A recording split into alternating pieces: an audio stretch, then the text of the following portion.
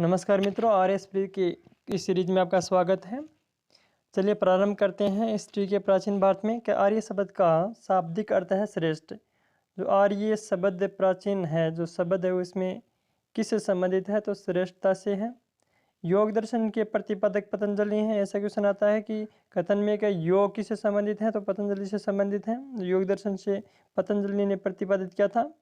मगध के अजातशत्रु ने राज्य प्राप्त करने के लिए अपने पिता की हत्या की थी। ऐसा क्वेश्चन आता है कि अजातशत्रु ने राज्य जो शासक बना था अपने पिता की हत्या करके बना था, तो ये सत्य है। और स्वे किसी कारणवश अपने पुत्र द्वारा मारा गया था। मनुष्य समृद्धि है मुख्यतः सामाजिक व्यवस्था से संबंधित है, जो विवादों में रहती है। मनुष्य समृद्धि मुख्यतः सामाजिक व्यवस्था से संबंधित है। अब मिडिवल हिस्ट्री से क्या अबुल फजल ने अकबरनामा लिखा था? ऐसा क्वेश्चन आता है कि अकबरनामा किसने लिखा था? तो अबुल फजल ने। अब मॉडर्न हिस्ट्री से क्वेश्चन है कि लॉर्ड कॉर्नवालिस के समय क्या है? लॉर्ड कॉर्नवालिस के समय स्थायी बंदोबस्त प्रारंभ किया गया था, जो 1793 में था। कि स्थायी बंदोबस्त किसके समय प्रारंभ किया गया था? Lord Cornwallis. उसके बाद में लॉर्ड मेकाले अंग्रेजी शिक्षा से संबंधित हैं। तो अंग्रेजी शिक्षा से संबंधित कौन है? लॉर्ड मेकाले हैं। उसके बाद देखिए 14 जून 1947 को कांग्रेस के दिल्ली अधिवेशन में भारत के विभाजन का प्रस्ताव स्वीकार किया गया था। ये कब हुआ था? तो 14 जून 1947 को कहाँ पर? दिल्ली के अंदर स्वीकार किया था। इसके अध्यक्ष कौन थे? क्या इसके अधिवेशन के अध्यक्ष आचार्य जे.बी. कृपलानी थे। चार इंपॉर्टेंट फैक्ट है कि इसके अध्यक्ष कौन थे? आचार्य जे.बी. कृपलानी थे। कहाँ पर हुआ था? दिल्ली के अंदर हुआ था कांग्रेस का अधिवेशन, और 14 जून 1947 में हुआ था।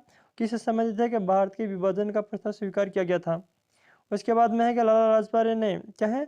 लाला लाजपत राय ने कहा था कि मेरे पीठ पर किया जाने वाला प्रत्येक प्रहार ब्रिटिश साम्राज्य के कफन में एक कील सिंध होगा, एक कील सिद्ध होगा। लाला लाजपत राय ने कहा था कि जो मेरे पीठ पर जो अंग्रेजी द्वारा प्रहार किया जा रहा है, जो अंग्रेजी साम्राज्य के कफन में एक कील सिद्ध होगा। इंपॉर्टेंट फैक्ट है। किससे संबंधित ऐसा आ सकता है? सुभाष चंद्र बोस के त्यागपत्र देने के पश्चात राजेंद्र प्रसाद कांग्रेस के अध्यक्ष चुना गया था।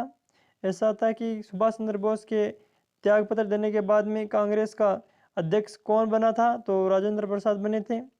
1932 के पूना समझौते के साथ ही भारतीय दलित वर्ग का सीधा संबंध था। क्या है?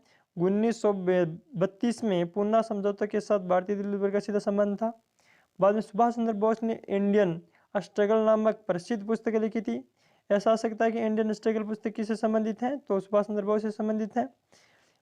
अखिल भारतीय कांग्रेस के प्रथम महिला अध्यक्ष एनी बेसेंट थी। आपको पता होना चाहिए कांग्रेस की प्रथम महिला अध्यक्ष कौन थी? एनी बेसेंट थी। और प्रथम भारतीय महिला कौन थी? सरोजनी नायडू थी। दोनों इंपॉर्टेंट फैक्ट हैं। प्रथम भारतीय महिला सरोजनी नायडू थी और प्रथम महिला कांग्रेस अध्यक्ष कौन? एनी बेसेंट थी। क्या भारत के बारे में क्रिप्स ने कहा था कि ये एक क्रांति होने जा रही है, यहाँ एक क्रांति होने जा रही है और हमें जल्दी से यहाँ से निकल जाना चाहिए? क्या कह रहा है कि क्रिप्स ने कहा था कि यहाँ एक क्रांति होने जा रही है और हमें जल्दी से यहाँ से चले जाना चाहिए। इंपॉर्टेंट फैक्ट है। इससे अधिक हम क्वेश्चन अगली कक्षा में अध्ययन करेंगे।